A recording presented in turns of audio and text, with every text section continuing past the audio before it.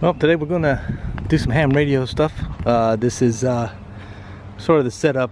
My buddy Ian is not here yet, so I went ahead and got that. We got a little tent set up for the shade, and this is my homebrew buddy pole, buddy stick. This is the buddy stick, and this is the counterpoise.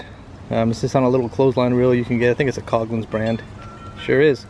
And this is a 5-gallon bucket with about a bag and a half of Quikrete inside it, and as you can see, it goes up. This is the one section painter's pole, and I think I have the 20-meter coil in there right now and the 9.5-foot whip. And I found out that I have these I guess they're called banana plug binding posts. In the military we call these cobra heads. And what I wasn't aware of is I bought the wrong ones. I bought the ones with the male being or the female BNC. I need the other ones because I have adapters for the PL259 plugs, but I've only used this one time, and I've never used this and the buddy pole together. So I got the buddy pole up. I think I got the 20-meter coils on them too. So this is the 3-section painter's pole, and I got the 20 meters. We're going to do some analyzing of these antennas and try to tweak them a little bit. So there's Ian. He's here. Let me go check him out.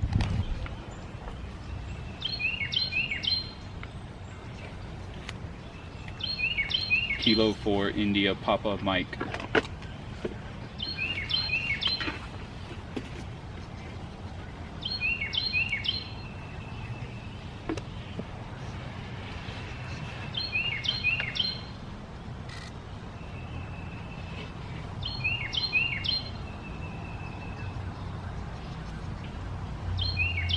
Kilo 4 Sierra Foxtrot Charlie.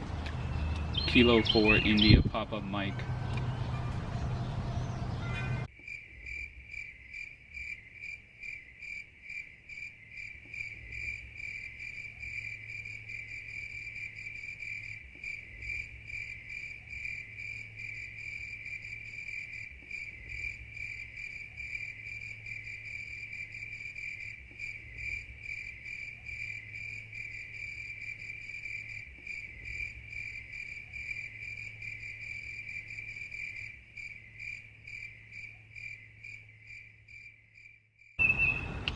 Kilo 4 India Papa Mike.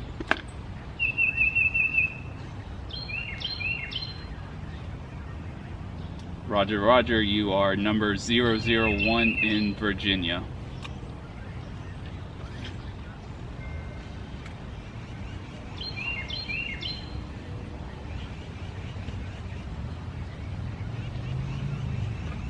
Kilo 4 Sierra Foxtrot Charlie.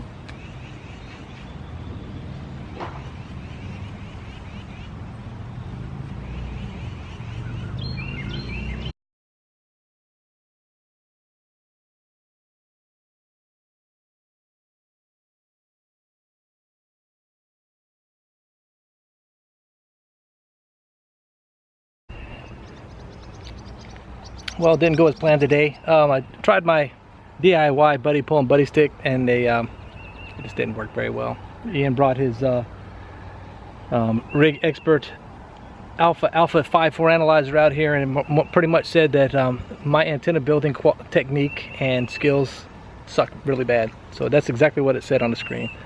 So anyway, I have a dipole up now, a 20-meter dipole right here. This is me, and this is one I bought off eBay. I know you can't see it because of the sun and everything, but the 20-meter band seems pretty dead right now. But Ian's got his homebrew 40-meter going on here with 3 24-foot painter poles, and we have 3 5-gallon buckets with some Quikrete in there. And we decided that even though it's about half full of Quikrete, that might not be enough. So we actually guide the one over here, some lattice work that I have, and this one over here is guide to a rock. I'll go over here and show you that real quick.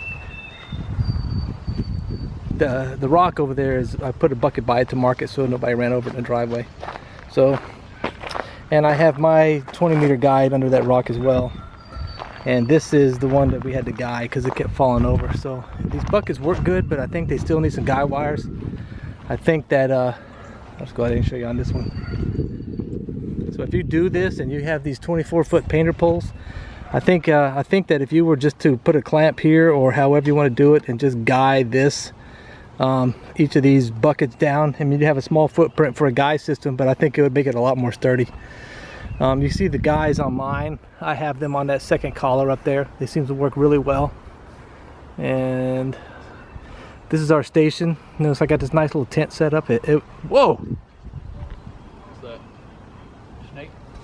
So, almost stepped on this little guy. Let me go ask the little wife what she wants me to do with him, because I know what I want to do.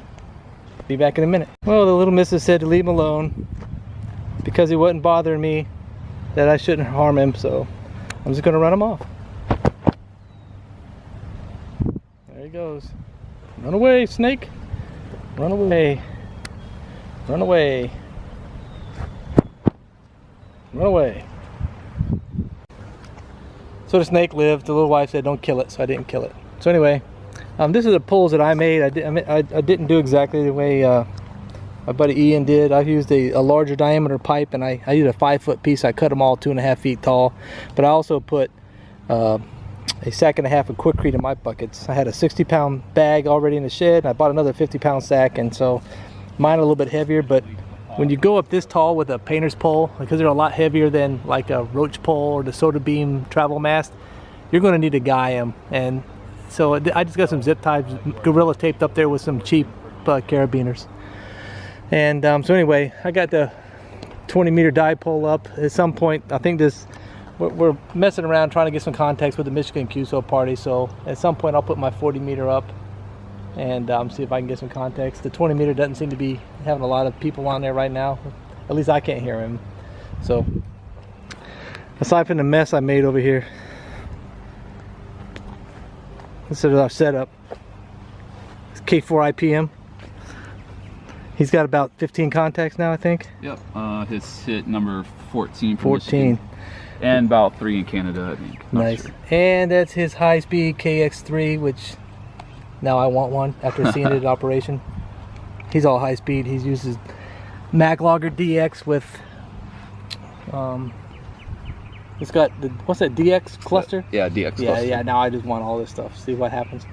And he happened to bring some nice cigars by. We got some. I don't know these are my father's. My father. And they're nice big fat ones. And I got some Talisker Scotch that I'm drinking right now. And I'm using this Yaesu at the moment. I also have the ICOM 703, but I felt like I needed some more power to punch through some of these big boys. And it's not working. So anyway, if I make a contact on 20 meters, I will come back and let y'all know later.